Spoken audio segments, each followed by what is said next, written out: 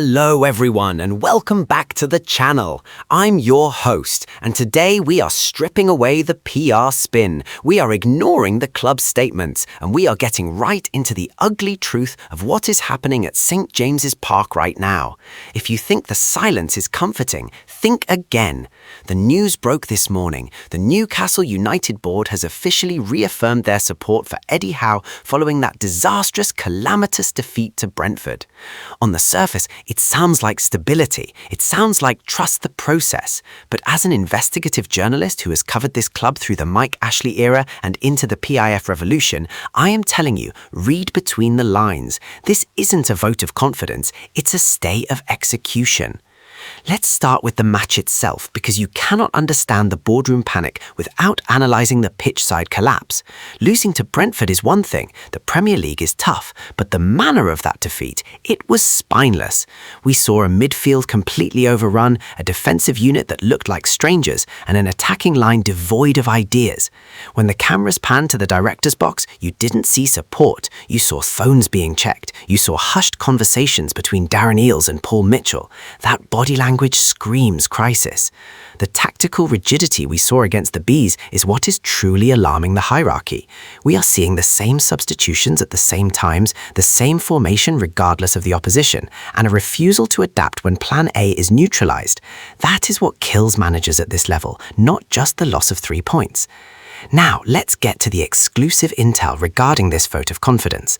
My sources indicate that while the public stance is unity, the private reality is an ultimatum. The Public Investment Fund did not buy Newcastle United to finish mid-table. They didn't inject capital and fight PSR regulations just to watch us get outplayed by Brentford at home. The word support in football is often the precursor to the sack. Remember, the board supported Steve Bruce until they didn't. They supported Graham Jones until they didn't.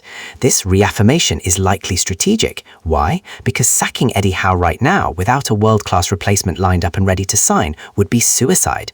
This is about timing, not belief. We have to talk about the friction with Paul Mitchell. Since his arrival as sporting director, the dynamic has shifted.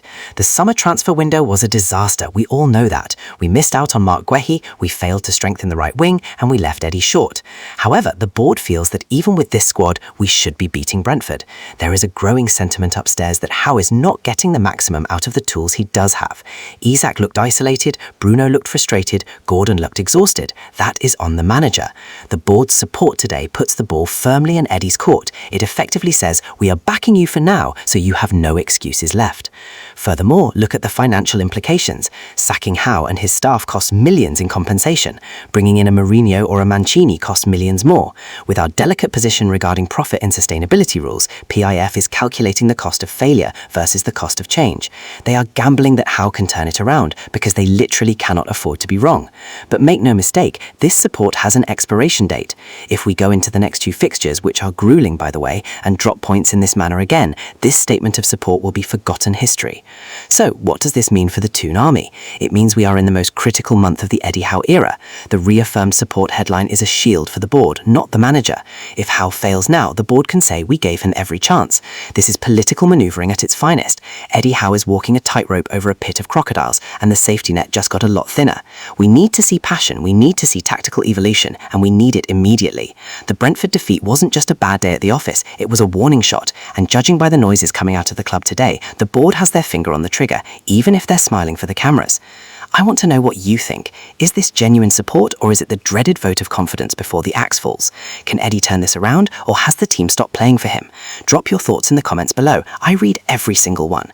Don't forget to like this video, subscribe for more unvarnished truth about Newcastle United and hit that bell icon. The situation is developing fast and you don't want to miss the next update. How are the lads?